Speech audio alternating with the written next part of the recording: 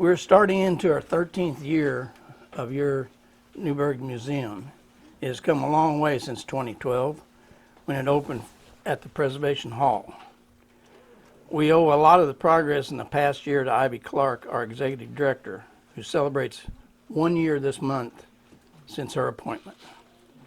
At this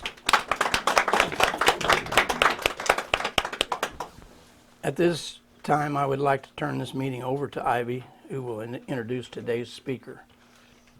Thank you. Thank you so much, Jim. I really appreciate that wonderful introduction. And thank you all for being here today to kick off our 2025 speaking series.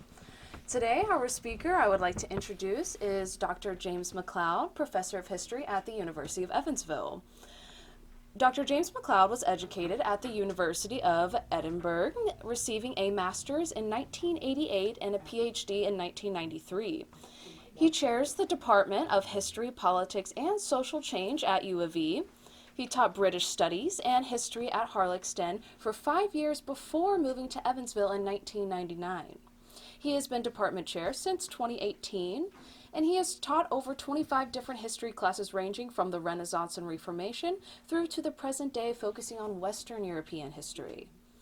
He's the author of 4 books, the latest of which, that is here today, that you can purchase your own copy, is The History of the City of Evansville for the History Press, entitled Lost Evansville, published in the fall of 23. Prior to that, MacLeod wrote Evansville in World War II, which was published in 2015, and The Cartoons of Evansville, Carl K. Nacht, published in February of 2017. In 2016, he wrote and co-produced a 2-part documentary on Evansville in World War II for WNIN PBS titled Evansville at War. In 2000, he published a book on 19th century Scottish religion, The Second Disruption, and he's also written over 30 other scholarly publications. He's delivered hundreds of public lectures. He's won many awards for his teaching and scholarship and was UWI's Outstanding Teacher in 2009. MacLeod is an active local historian and serves on the board of Vanderburgh County Historical Society, the Southwestern Indiana Historical Society, and various committees of the Evansville Museum of Art, History, and Science. In 21, he received the Indiana's Historical Society's Hubert Hawkins History Award in recognition of his distinguished service and career in local history. So, if you would like to join me for a warm welcoming, Dr. James MacLeod. Thank you. Well, thank you, Ivy. Thank you all here for inviting me. It's a great honor to be here, and so happy to see so many people out on a Sunday afternoon.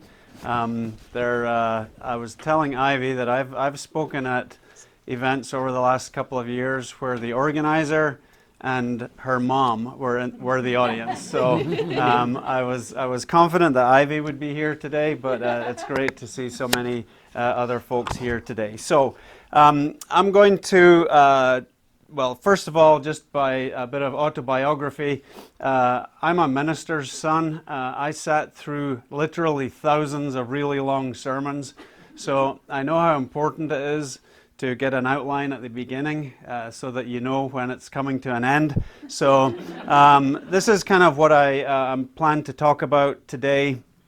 I know that from the speaker series over the last couple of years, you know already what happened in Evansville during World War II, so I'm going to really just jump into the post-war era straight away, focusing on construction and demolition, road building, and then, even although it is a Sunday afternoon, a little bit of sex, drugs, and rock and roll at the end, just to hold your attention.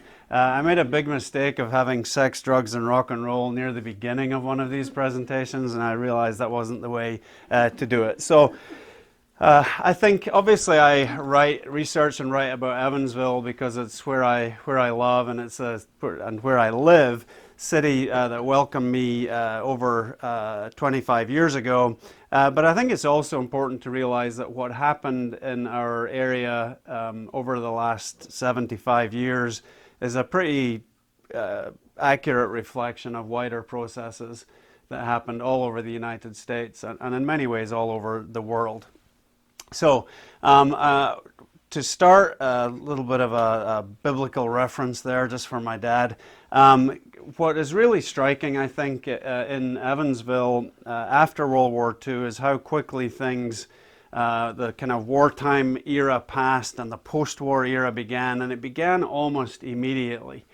It's pretty, I think, almost symbolic that many of the wartime jobs ended literally the day the war ended. The people that were making P-47s, for example, at Republic Aviation, that plant shut down the day after the bomb was dropped on Nagasaki. So it was an instant end. And although there was some trouble and some problems in between, the post-war economy got going pretty quickly after the war, and construction is one of the really important things that you see. And it is a mixture over the course of the 40s, 50s, 60s, and into the 70s. The construction that really ends up tying Evansville and Newburgh together physically is a mix of public and private enterprise. When we talk about private housing, so privately funded housing, there's two names that are really important in the Evansville, and Frank, this is mostly an Evansville presentation, but some of this applies to Newburgh too. Guthrie May and Gail Bradford. Guthrie May built many of the subdivisions where Evansville expanded north. So as you can see, and I hope you can see here from the back, this is the area around Central High School, so Country Club North and all of that area on North First Avenue. All of that was Guthrie May, and many, many other areas as well. Approximately 6,000 homes across Evansville built by Guthrie May. One of which was Iroquois Gardens. So I got this picture because this is one of the first aerial pictures I found of Iroquois Gardens, but it's also just a great picture for kind of showing you change and giving you a sense of location. So my pointer doesn't work on a TV screen, so I'll use my old-fashioned finger. This is Division Street, which is now the Lloyd, of course. This is Green River Road, and Iroquois Gardens is kind of plunked right here. There's a Brinker's Jewelers on this corner, and Pangea Restaurant, for example, is right here. So that's the neighborhood I'm talking about. But it's pretty striking here, is it not? This is where Eastland Mall is today. It's just open fields all around here. So this is as late as 1977, right? So it's pretty striking that although much of what I'm talking about, so Iroquois Gardens was built in the late 1940s, but the expansion north that's going to follow it doesn't come till much later. So I found these aerial photographs in Life magazine. So in 1948, Life magazine ran this fairly significant piece about Evansville, Indiana. And when I saw references to that online, I didn't believe it. I just assumed that it was somewhere else. Oh, it's probably Evanston, Illinois or something like that. But when I finally found that Life magazine, it really was about Iroquois Gardens.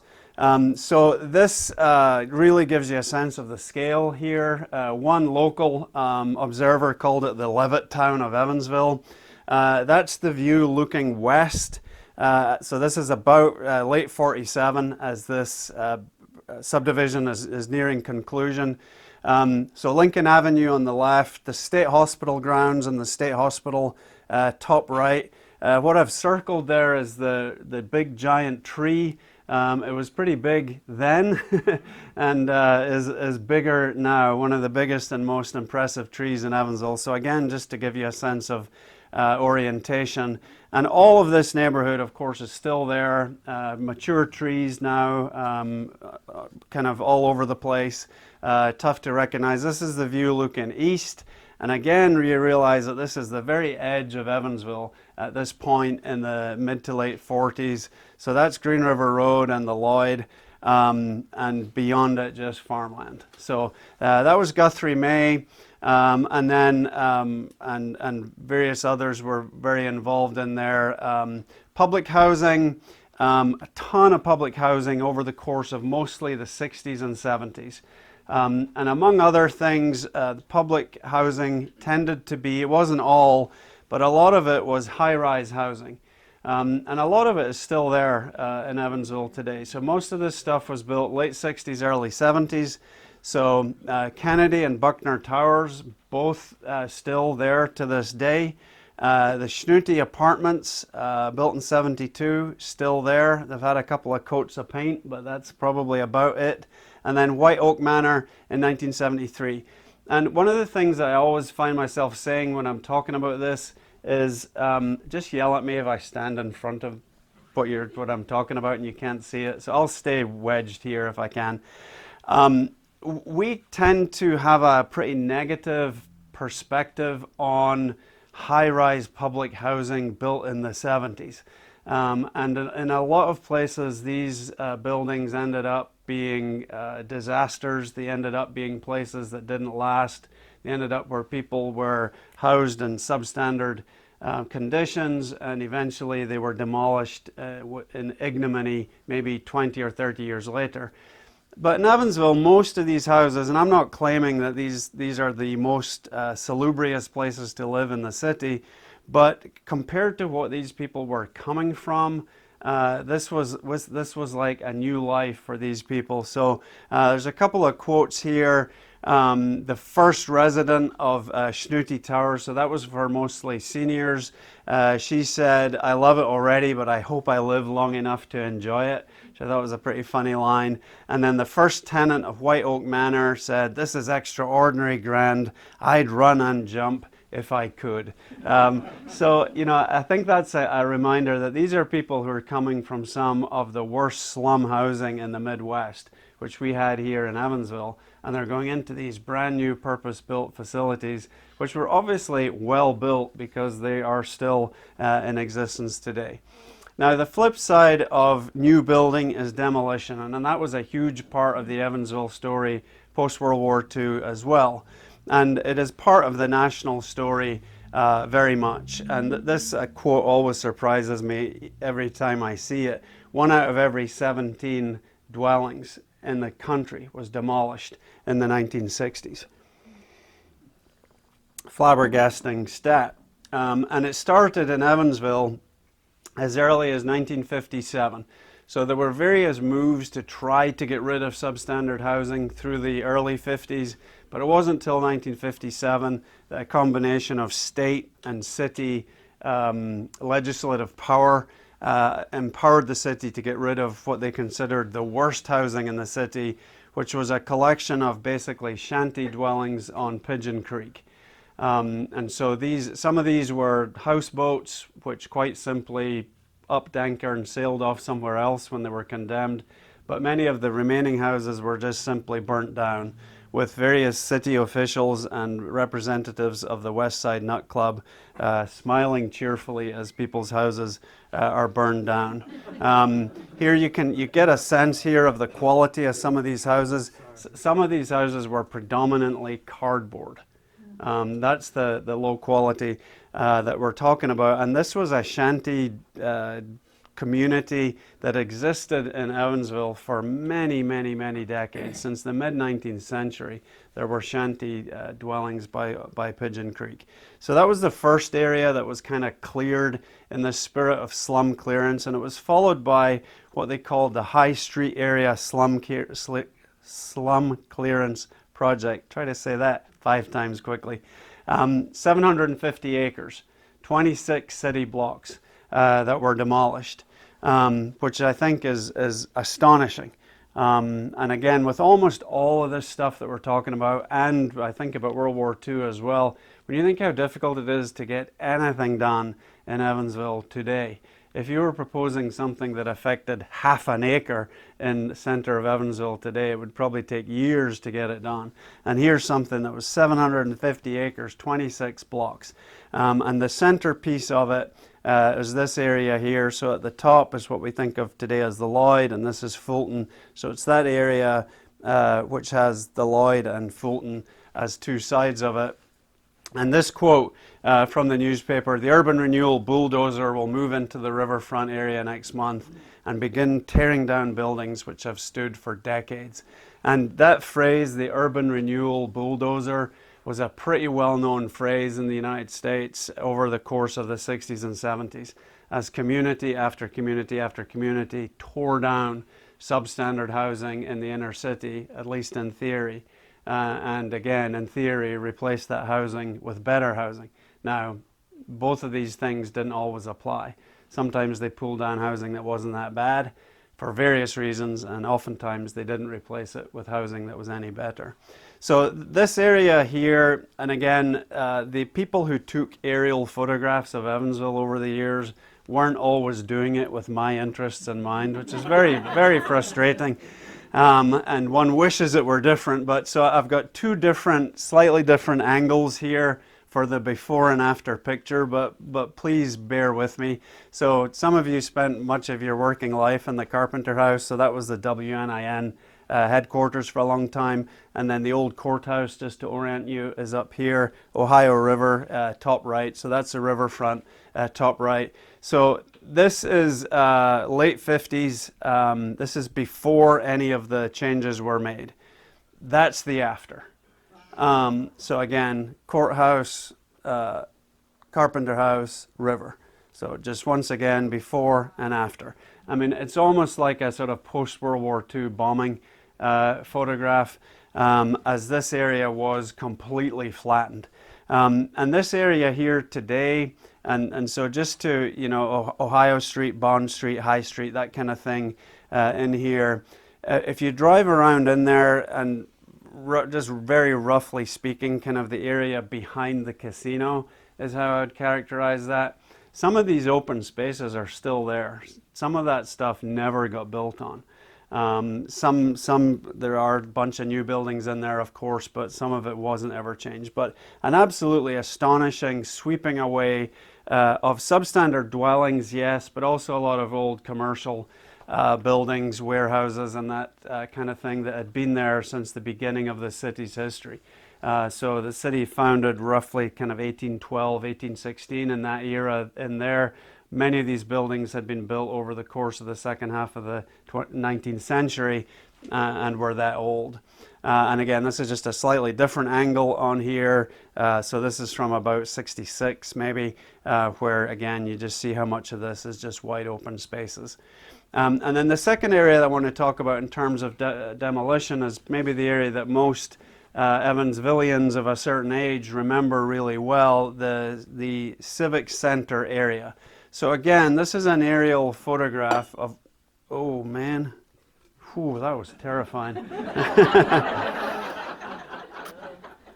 That was my dad waving his finger from up above that I shouldn't be talking about this stuff on the Sabbath. This is the downtown area of Evansville before. And in case you can't orient yourself, I've put in some captions here. So the old Central High School here between 6th and 7th, Assumption Cathedral and School between Sycamore and Vine, the F.W. Cook Brewery between Sycamore and Main, and then the C&EI Railway Depot basically between Locust and Main up there, and then a bunch of other buildings in here. And that's what all of that was replaced with. So effectively, that's still the case today. What we have here today is what replaced all of these buildings. And what is, I think, important to note about that is that some of these buildings, some of these big buildings that were taken out, are some of the most beloved buildings in the city. So I'm trying to make the point that there were two kinds of demolition. There was the demolition of decrepit old housing stock and decrepit old commercial stock, really which nobody mourned. And then there was this demolition where we have to create a new city center, and by so doing we have to take away buildings that people celebrate. And I'd also just ask you to think about that for a second, and if you're up in arms about that, as many people have been over the years, and in many ways rightly so, we have to realize, of course, that every city in the world is built on top of stuff that was there before. And with every new building oftentimes comes demolition. every day when I'm dropping my kid off at Signature, we pass this slowly emerging building there that is replacing the great tower that fell, which itself was replacing other buildings that were on that spot, and so on and so on. So this was Assumption Cathedral in Evansville. It was one of the most beautiful church buildings, one of the most significant Catholic sites in the city. That was the before, and that was the after. So this was all that was left of it by 1965. The tower came down not long after. You can see the old Central High School is just behind there, and I'll come back to that in a minute. This was a city that used to value beer so much that that's what the breweries looked like. So that was the Cook Brewery, absolutely magnificent kind of cathedral of beer. And that was it in 1965. I can imagine all the Germans on the west side just weeping as this went down. And then this was the C&EI passenger station, which was really a kind of almost a triply significant site in Evansville history. I mean, obviously a really important railroad terminal during the high point of railway transportation in Evansville. During World War II, it was the USO, which entertained and looked after thousands and thousands of servicemen as they came through the city. White servicemen, remember, there was a black USO on Lincoln Avenue, because we can fight fascism, but God forbid our black and white soldiers hang out together. And then after World War II, for a long time, it was the downtown community center. And I've actually had people in my audiences who met each other at a dance in that building and subsequently got married. So it was a pretty significant part of Evansville's social life. If you're of a certain age, you maybe had your first dance in that building. So pretty significant. And then ongoing impact of it, of course, is the four columns at the front of it were preserved amazingly in an era where hardly anything was preserved, and became the Four Freedoms Monument on the riverfront. So that was it in 1966. And then finally, in the downtown area there, the old Central High School, a hugely significant school in education history in the state of Indiana, but which had outlived its useful life by the early 1970s and was destroyed. There was a really strong campaign to at least try to save the tower. So this was 1973, and 73 is a really important date because that's kind of the turning point where across the country people woke up and said, maybe we should think twice about demolishing beautiful old buildings just because. The event that most people see as triggering the modern historic preservation movement was the destruction of Penn Station in New York City, where one of the most beautiful railway buildings ever built in the world was destroyed and replaced with Madison Square Garden, one of the ugliest buildings ever built anywhere in the world. And so the campaign to save the tower was part of that. You can just see the remnants of a banner that said "Save the Tower." And some of you know Terry Hughes, longtime president of the Vanderbilt County Historical Society. A young Terry Hughes took this photo, I think knowing in his pessimistic heart that the tower wouldn't be saved, but he would save the photo anyway. And it was replaced by this as a postcard of the architect's drawing of what was going to come, a gleaming white palace of civic work. Maybe didn't turn out quite like that, although it's a pretty amazing building, but I'm not sure I buy the caption in the Evansville Courier. The massive new main building of the Civic Center will be only one of the drawing points to this major attraction in Evansville. We have probably called the Civic Center many things over the years as we grumpily go in there to pay our taxes or turn up for jury duty or whatever. But major attraction is probably not usually what we call it. But I would make I do this every time I talk about this.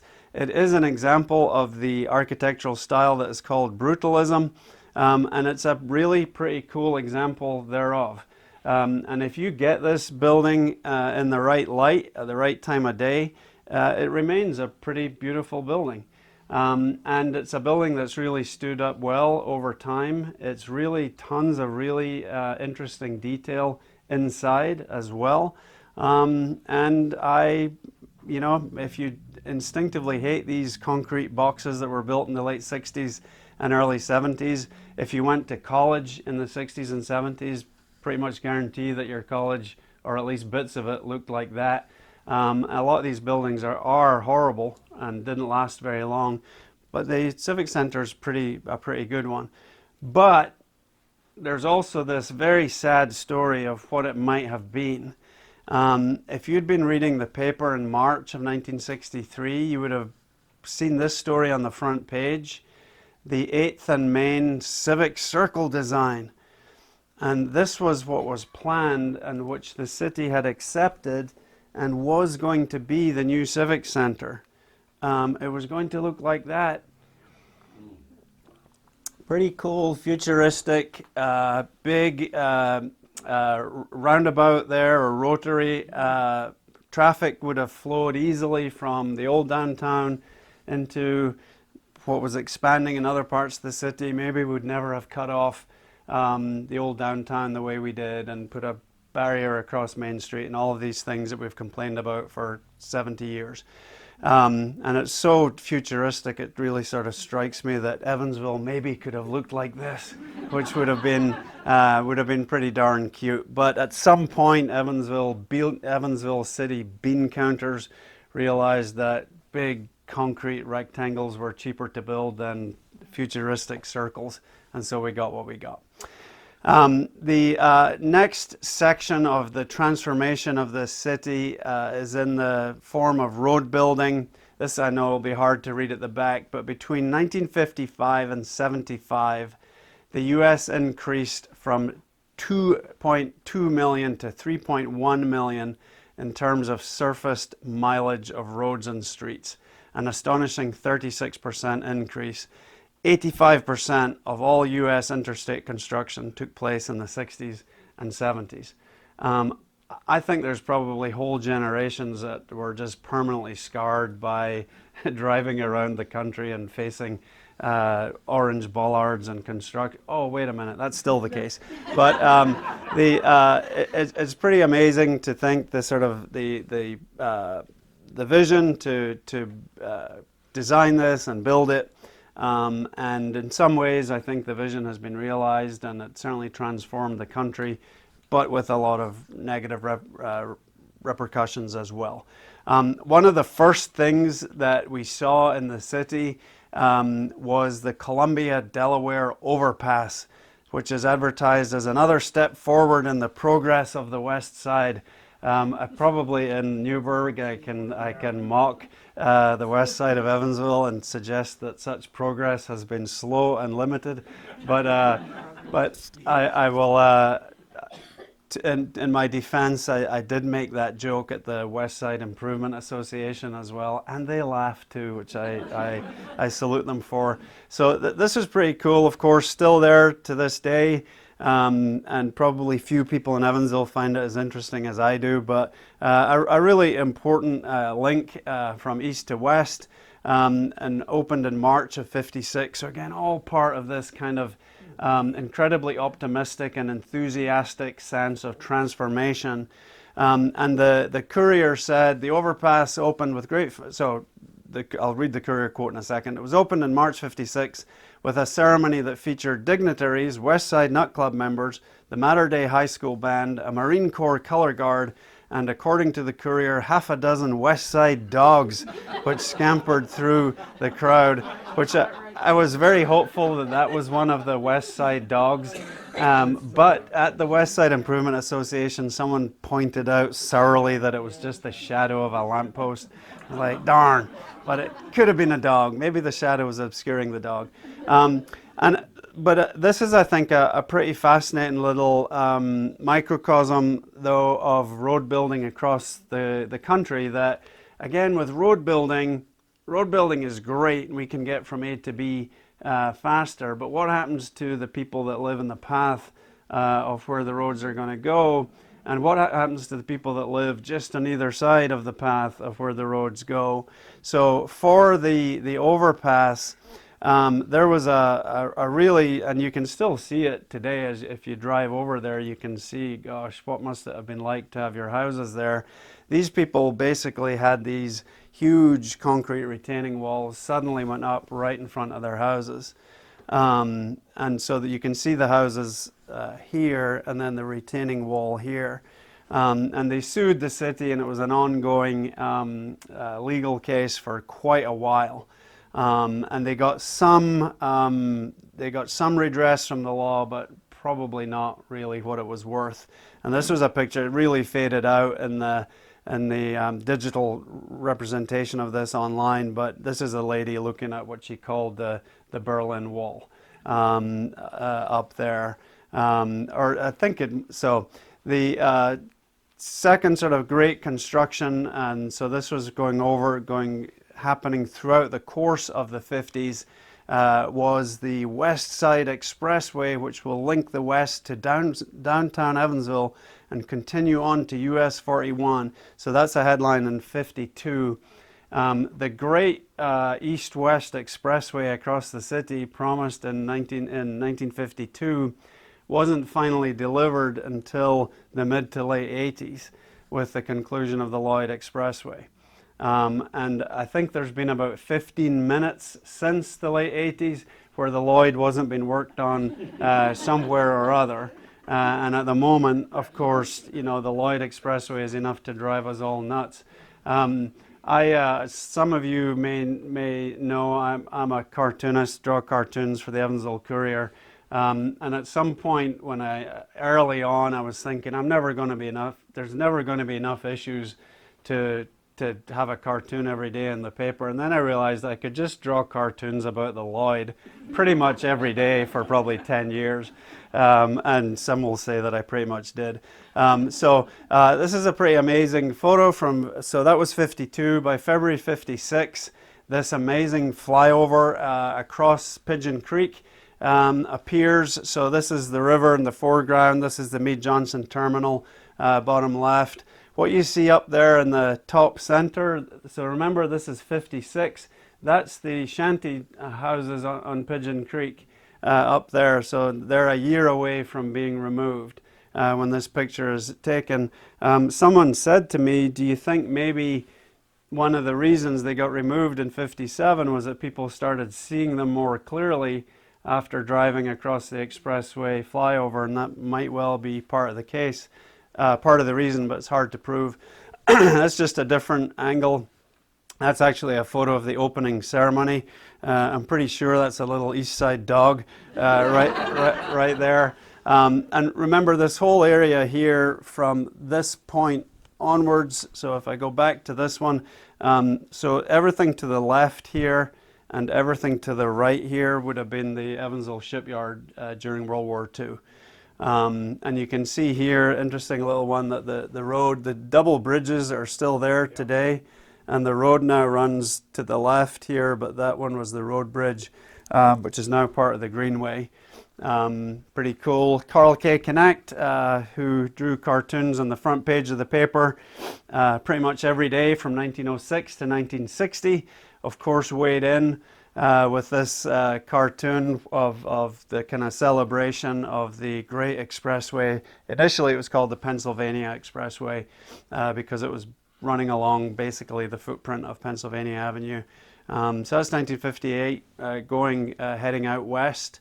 And just about top right there, it passes Corbière Avenue. And Corbière Avenue was another place that suddenly got this huge mud retaining wall or earth retaining wall in front of their houses. And so, the property value and the quality of life of people just disappeared overnight. And I think it's important that we remember the costs to individuals like that if as we zip, well, not that we ever zip east or west on the Lloyd, but as much as we do zip east and west on the Lloyd, I'd ask you next time to just maybe glance on either side of it and think about the implications for the people that lived north and south of the Lloyd. And then a ton of work done. I'm not going to go into this in great detail, but a ton of work done down by the riverfront in the 50s and 60s as well. Remember that we're really still, very much in recent memory was the 1937 flood. And the sense after 1937 that we're never going to let that happen again, and a massive federal efforts over the course of decades to try and get us to a position where the city will never be flooded again. And then the final piece on road building that I wanted to point out was that, as the interstate system develops from the late 40s through the 50s and 60s, we finally get our own interstate highway close to Evansville. And it initially wasn't going to be that close to Evansville. So the original route of Highway 64 was going to go basically from Louisville to Vincennes. And it would have significantly affected Evansville, probably been a huge stimulus to Vincennes and various other places, but not to us down here in southwestern Indiana. And so a ton of lobbying, and goodness knows what was done and what was said, but the lobbying was successful. And in 1960, the decision is made to switch to the southern route, and so we get 64 just north of us here, connecting to a newly significantly upgraded 41. And really connecting us to the rest of the country by road in a way that Evansville had never been before. So I think it's pretty interesting when you think about the history of the state. Obviously, it's what Jim Madison, the great historian at IU, has called Indiana a river-centric state. And much of the early history of Evansville, much of the early history of Indiana centers on rivers. And then we get canals. And does Evansville get that too? Oh yes, we're the southern terminus of the Wabash and Erie Canal. And just as that happens, the railroads come along and Evansville becomes an enormous railroad hub, really a Midwestern railroad hub. And so we have all of these advantages. And if the highway had been further away from Evansville, it might have been the death knell of the city. There was a ton of things that we struggled with economically in the 50s and 60s. And if Highway 64 had been further away, you just wonder, maybe things would have been a lot worse. So I think we've been pretty lucky. Some of it just natural, the geography of the state, and sometimes decisions made by officials that make things easier for us. So that's 64. And then very, very last transportation issue here is when you're pushing the expressway across the city, if you're going to run it along Division Street, you have this big issue until the early 70s of trains. And so the symbolic last train on Division Street was July of 1973. A whole bunch of dignitaries, including the mayor, are on this last train, and that was a long and painful process. And to get from 73 to the mid to late 80s, when the Lloyd, as we call it today, was finally completed, even that was a massively complicated process. Dozens and dozens of properties had to be bought along here, and all of that. So all of this just to say that as we complain and grumble on the Lloyd every day, maybe we should pause and think, well, it's a ton of work that went into putting it there, and it probably could be worse. So you've been a great audience on a Sunday afternoon, and at the risk of being struck by lightning, I'll move on and talk a little bit about this. So I love being a historian. I wouldn't want any other job in the world. But even the most dedicated historian would say that sometimes you have to do pretty boring things. And you have to read pretty boring documents and pretty boring books sometimes to get to what you want. But on the other hand, sometimes you get to read books with names like Sex in the Heartland by Professor Beth Bailey. And she said this, despite the way it's often portrayed in contemporary diatribes and debates, the sexual revolution was not created by a set of radicals on the fringe of American society and then imposed on the rest of the nation. It was forged in America's heartland as well. So I know it's really painful to think about your parents and grandparents been part of the sexual revolution. I get it. And this is not going to be as painful as you think. But I just wanted to talk about some fairly sort of lighthearted, although I know this is a serious issue as well. Evansville, which we sort of associate with a pretty boring place where nothing really happens, was for decades, for well over a century, was a center of vice. Our huge red light district in downtown Evansville that had between 30 and 40 different houses of ill repute that existed, sometimes sometimes smiled on by authorities, sometimes criticized, but was there for many, many decades.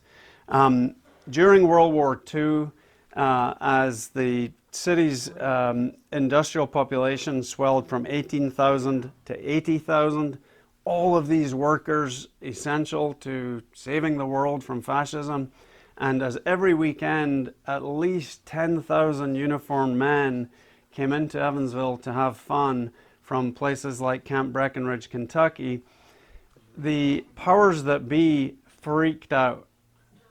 Because if you put 10,000 soldiers in a city that's got 30 brothels, bad things are going to happen.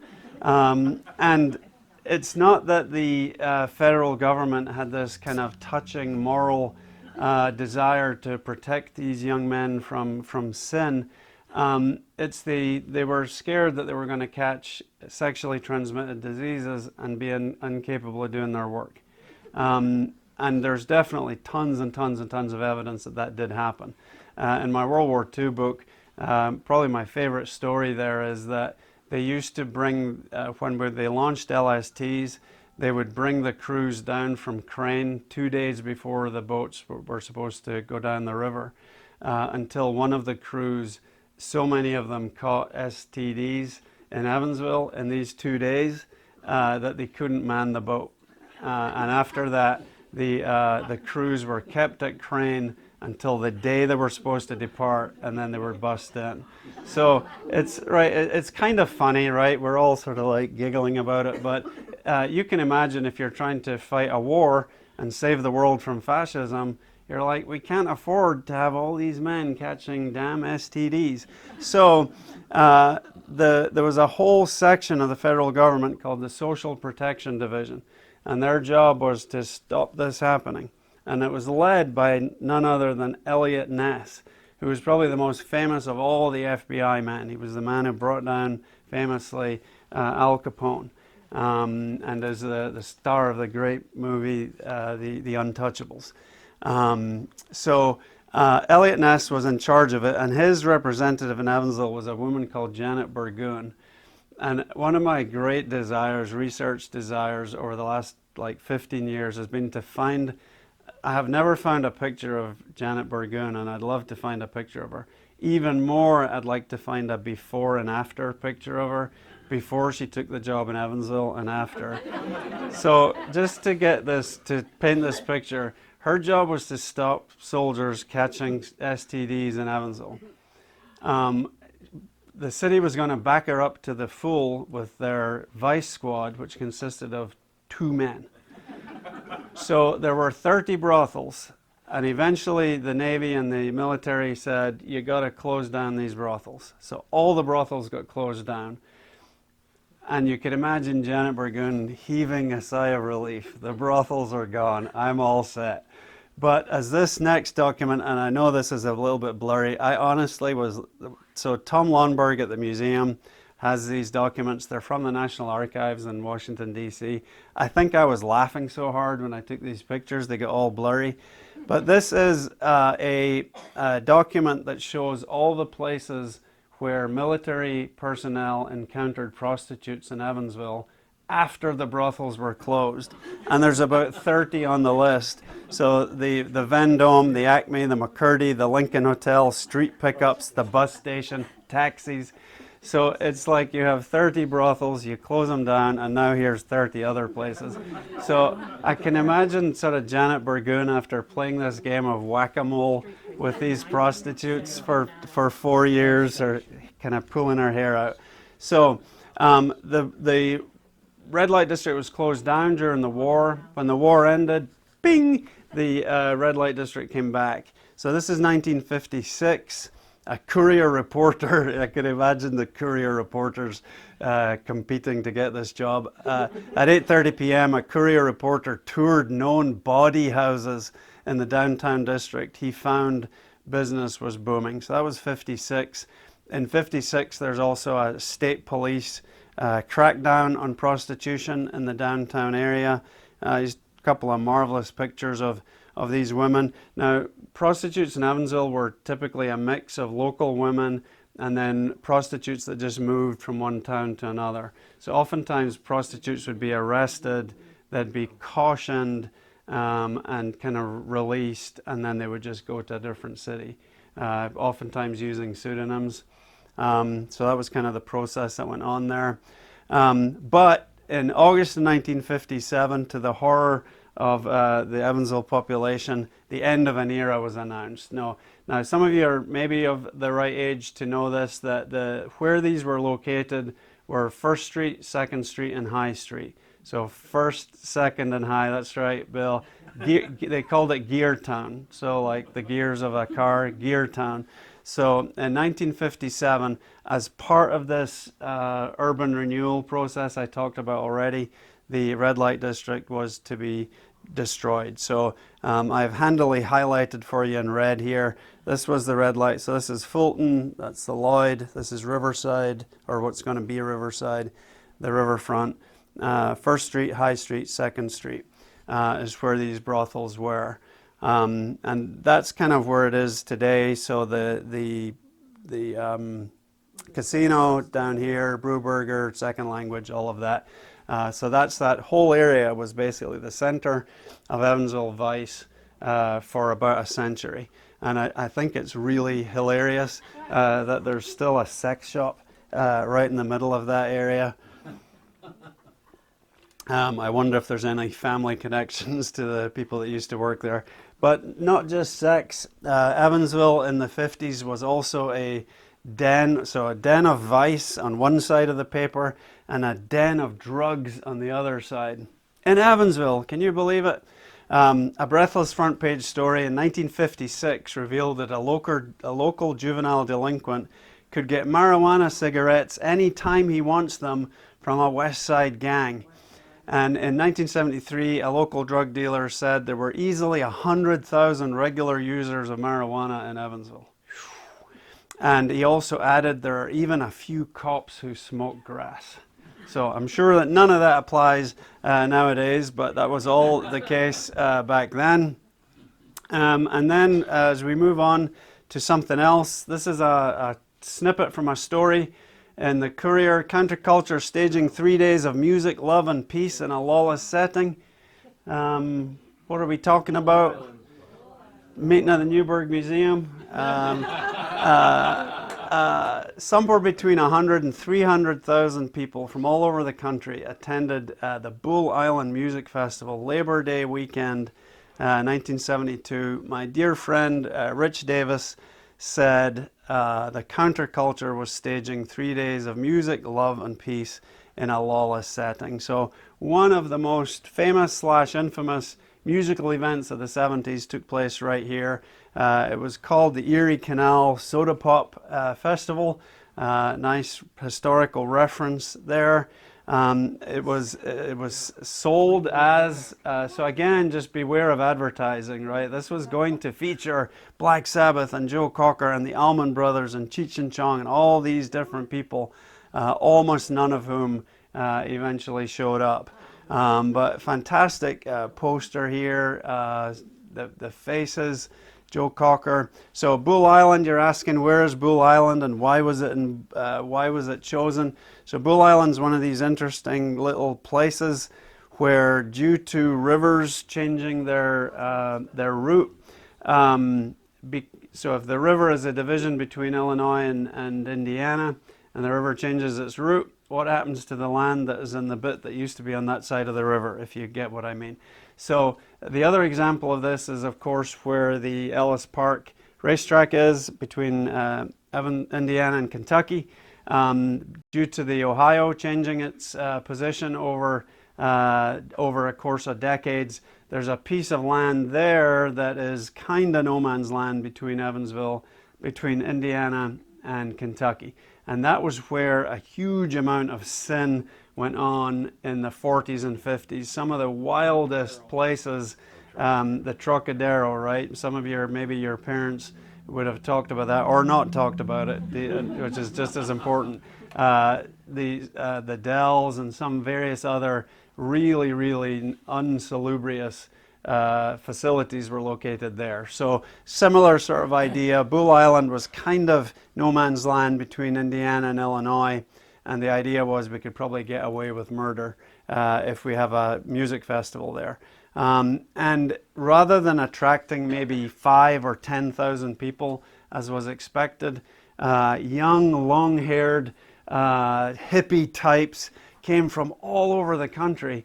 At the very least 100,000. Most people think about 250,000, but maybe more, showed up from all over the place.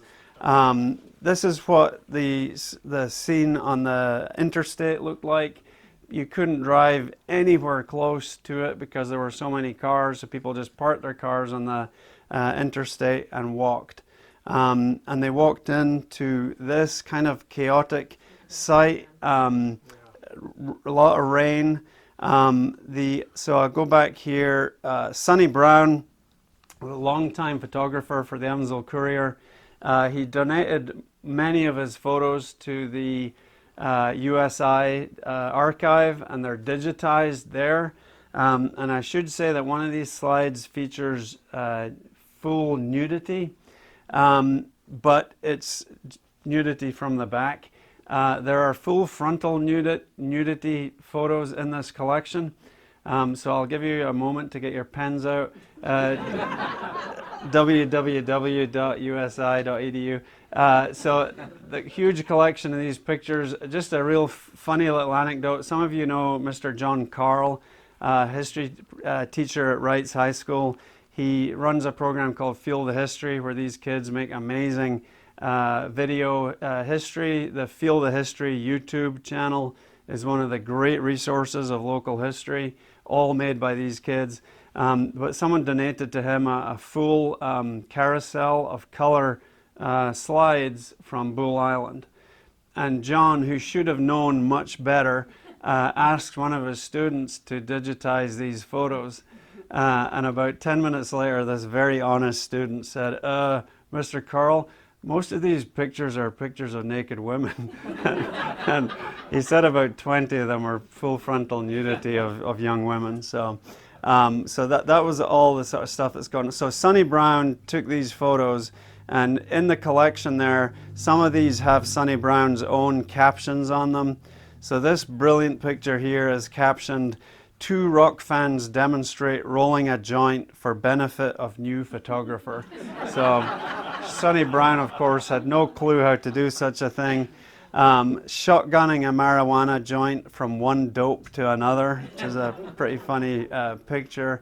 And then this one here, that's a pretty iconic picture. You see it all the time when people publish something about Bull Island. Yoga expert, or so we're told. And there you go. There was almost no facilities for bathing. So in the end, people just took their kit off and got in the Wabash River. So that's the end of my story. Just the very last thing to say is the title of my book, Lost Evansville. You know, I realized really quickly that there's much that's lost in this story, right? Parts of the past that have been lost, and certainly buildings and so on.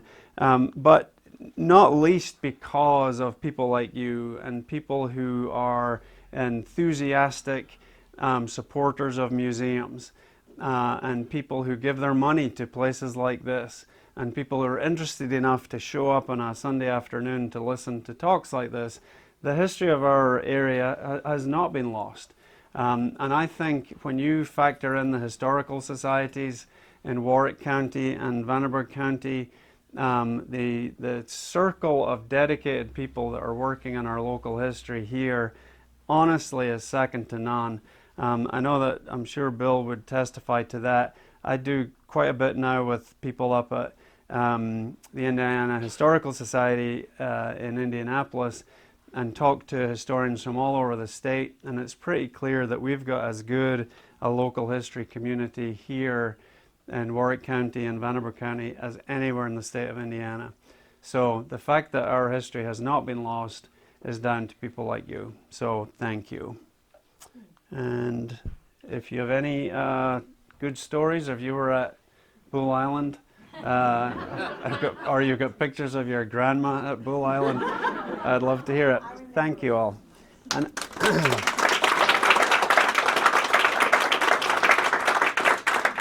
thank you. And if anyone's got any questions, I'd be really happy to. Yes. They tore down, did they? Say again. People they were gonna, Say. the shanties, did they tell people they were gonna tear them down, or did they just? Yeah, they got a bit of warning. You can see in one of these photos there's notices that got taped up on their. They got nothing for them. No, they didn't get anything for it. And the people who had boats went away.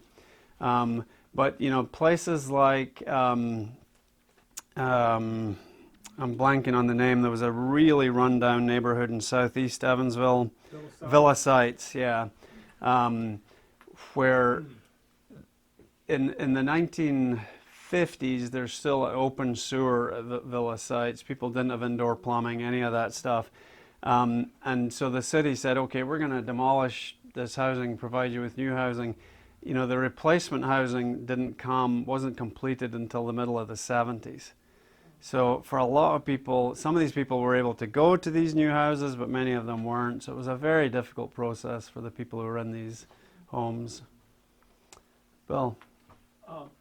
The one picture you have where you said there was city dignitaries when they were tearing down, Vance Hartke was there. Okay. Who was the mayor at the time. Okay. And he also was involved in getting rid of Geartown, was he not? Have you found more information about that? Yeah, he would have been. I mean, it was exactly the same period, right? 50, 56, 57, 58. Yeah. I mean, local politicians were very heavily implicated in vice going back through the 20th century. I think by that period they had made a pretty clear separation, but there were always allegations floating around. You know, even during and just after World War II as well.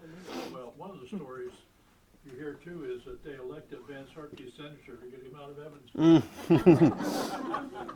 That could be. That could be. Yeah. Kind of a Warwick connection, but originally Bull Island was going to be held at the Chandler Raceway Park. Oh, is that right? And there was such turmoil about it that the populace that they didn't have it, but that's the river. Really? Okay, that's cool. I was really hoping because I was going to ride my bicycle. Get to Bull Island, but I couldn't. That's great. Did you? Yeah. When was that Whirlpool plant built? The big Whirlpool? The Whirlpool plant was built for Republic Aviation, 1942. So it was So that's the same, almost exact. So some of it has been added to, but the shell that was built in 42 is all still there. 4 long production lines, and they started building planes before they'd finished building the building. And I heard one interesting story from one of the old Eigelhart, old lady in the Eigelhart family. Her husband was the I think the director or the CEO of International Steel. And when Republic Aviation approached International Steel in 1942 with the specs for their new factory, they basically said to them, we can't really do that, but we've got all this steel here, and if you can tweak the specs and use this steel, let's do that. So they just built the thing with the steel that they already had, or at least they began it with the steel that was just lying around at International Steel. It's kind of a funny story.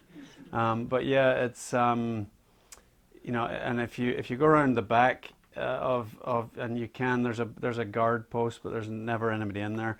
If you go around the back of the old Whirlpool, you can really see how run down and decrepit parts of it are. But parts of it are being used by Sugar Steel and various other companies at the moment. But yeah, that's that. All right, well, thank you all. If anybody does want to buy a copy of a book, I've got some ready to sell and sign if you want them, and if not, that's all right too. Thank you. Oh, man. Thank you so You bet. much. Thank you, Wonderful Ivy. I presentation. appreciate it. And if you all haven't seen, we do officially have a gift shop this year with Newburgh Boomers t-shirts. Excellent. So we do have the opportunity for you to get it in our silent auction basket. We will announce the winner at 2:45 if you want to sign up and stick around for that announcement. Thank you all for being here today, and don't forget to purchase a signed copy of his new book. So thank you. Thank you.